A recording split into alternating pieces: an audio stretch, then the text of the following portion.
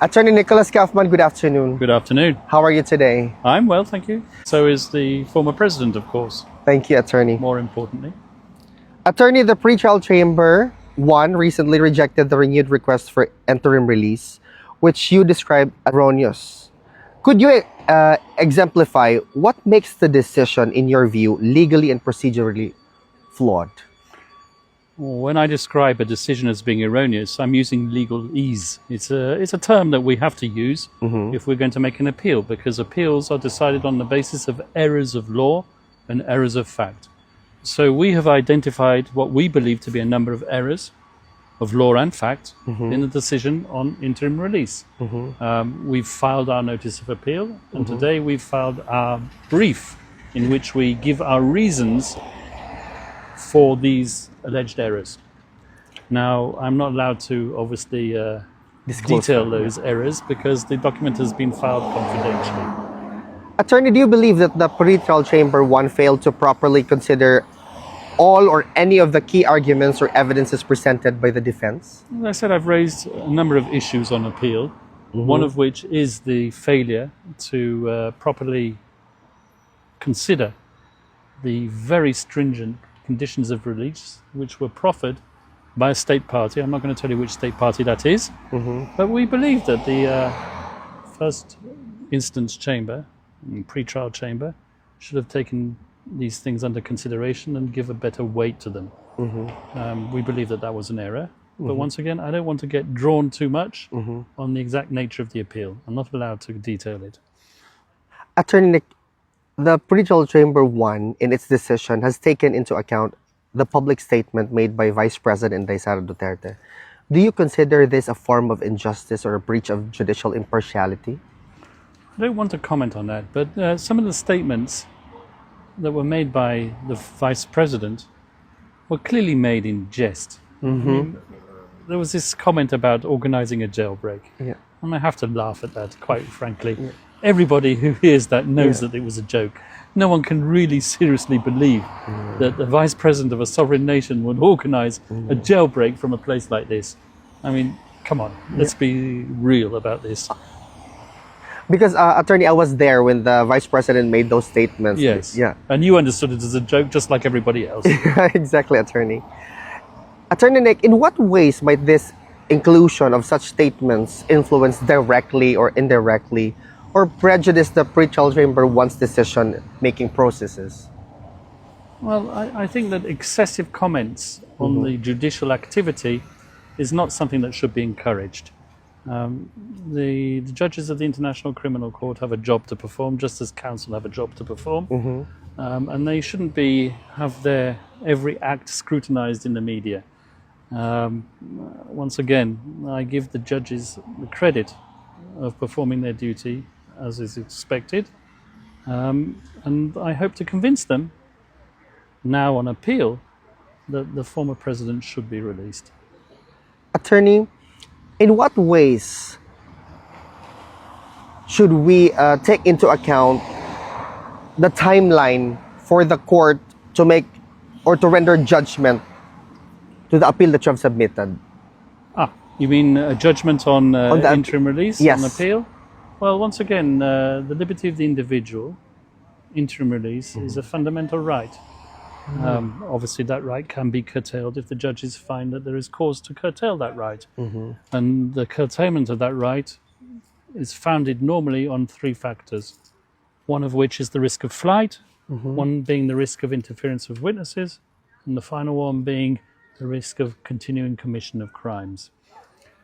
But as I said, it's a fundamental right which should be decided speedily, expeditiously, and I anticipate that once the pre-trial chamber has received all the submissions, obviously the prosecution will have to respond to our appeal, and also the victims will be given the opportunity to respond to our appeal. I anticipate that a decision should be rendered within the month. Within a month, okay. Attorney, while the appeal on the appeals chamber's decision, on the pretrial chamber 1's decision is still pending, are all related motions filed by the defense being reviewed simultaneously? What do you mean by all other motions? I mean, like, obviously there's a decision by the appeals chamber with respect to the motion you submitted to disqualify the chief prosecutor can, but all of the other pending motion, indefinite adjournment, jurisdictional challenge, and Yes, all of those matters are still live and active, and the appeals process on interim release does not impact on the timeline or the schedule for deciding other matters. In fact, we are busy, as you know, at the moment, litigating the issue of competency, fitness to stand trial. Yeah. I'm not at liberty to tell you exactly what's happening there, because once again, much of the information is subject to confidentiality. And I should like to stress that also in the matters relating to the former prosecutor, sorry, he's not the former prosecutor, he's still a prosecutor. Obviously, he's taken himself out on suspension. However, a decision on our request to disqualify him is, to the best of my knowledge, still subject to confidentiality. Attorney, on that particular note, do you think that there is a reason to think otherwise, that the ICC handled all of the processes or the motions that the defense submitted with sufficient fairness and transparency? I don't want to pass judgment on the ICC judges. It's not my position to do so.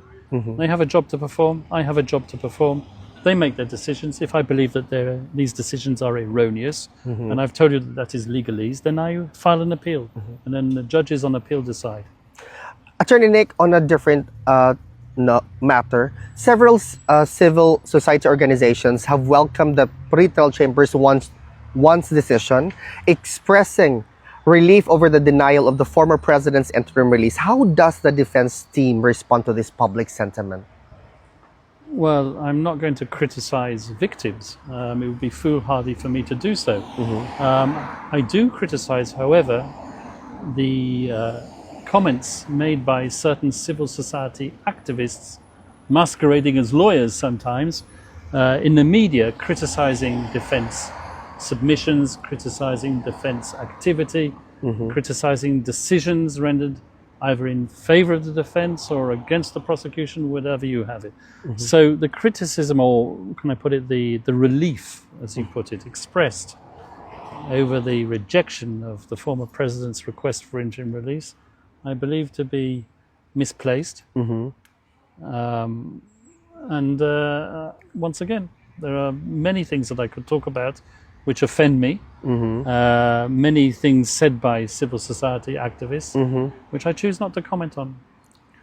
Attorney, do you think that these reactions reflect a misunderstanding of the legal process, or do they reveal, rather, deeper political or emotional divides within and outside the Philippines? Well, let me talk about outside the Philippines first of all, because wherever I go in the world, and I travel a lot, I have always been met with support, wholehearted support for the former president. I have not come across one person who has said, we don't want the president to come home. Everybody wants him to come back to the Philippines. So when you talk about dissent, there's certainly no dissent in the diaspora. Not at any rate dissent that I've noticed. So I don't think that the criticism reveals anything too much. It just reveals the thoughts and impressions of a minority of civil society activists. Attorney Nick, some detractors have criticized your handling of the case, suggesting that the Duterte family should consider appointing a new lead counsel. How do you respond to these criticisms? Well, I know who those detractors are. A minority of people, a very vocal minority of people. At the end of the day, I'm not a magician. I'm doing my job. I'm doing the best I can. And furthermore, the former president is happy with me.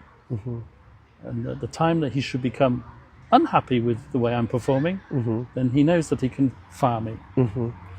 Attorney, what would you have to say to those who believe the defense strategy has not been effective so far, and how do you intend to strengthen your legal approach moving forward? Well, it depends how you define success.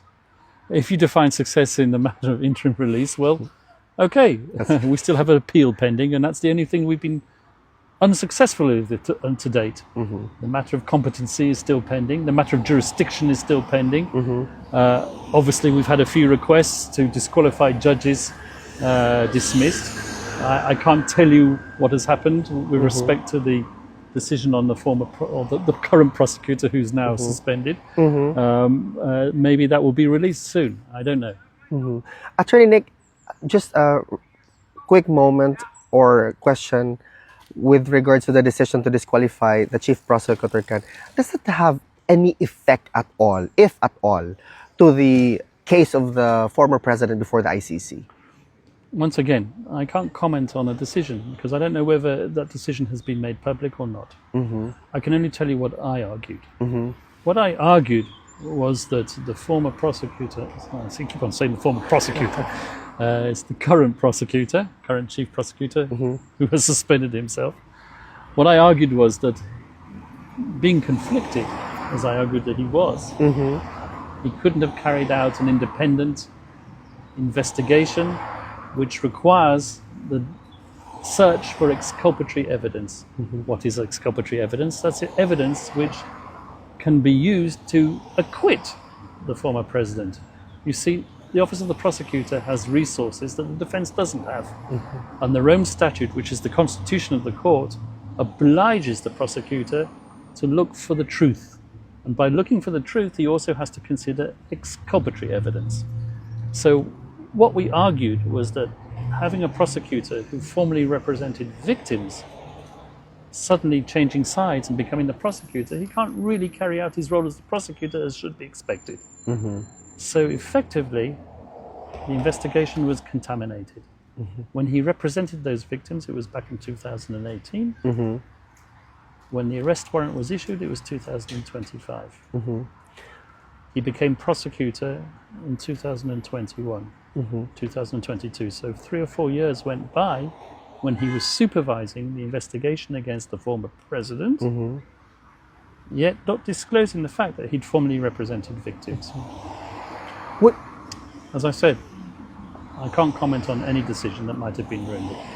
Just really one question in that regard. Would it be fair to say that because the appeals chamber decided that to disqualify him from further involvement, that all of this development in the case can be characterized as the fruit of a poisonous tree? That Alvin, I can't comment on that. As I've told you, I don't know what the decision to release or not to release this information is at the present moment in time. I've been in the prison today. Okay, sorry about that. I can't tell you if there is a public decision on the matter or not. Okay, I'm sorry For about intents and purposes, I don't know what the decision is, and I can't tell you what the decision is. Attorney, one last question. Do you have a message to convey to the Filipino people closely monitoring the case of the former president? Yes, I do. Be strong, hope for the best, and trust us to do the very best for the former president. Thank you so We're much. working hard. We've made an appeal. We hope that he will be released and that he will continue to follow the case, continue to participate in the case, continue to allow his lawyers to prove his innocence, and all this, not from the Philippines, but from a third-party state country, a state party to the Rome Statute. Thank you, Attorney.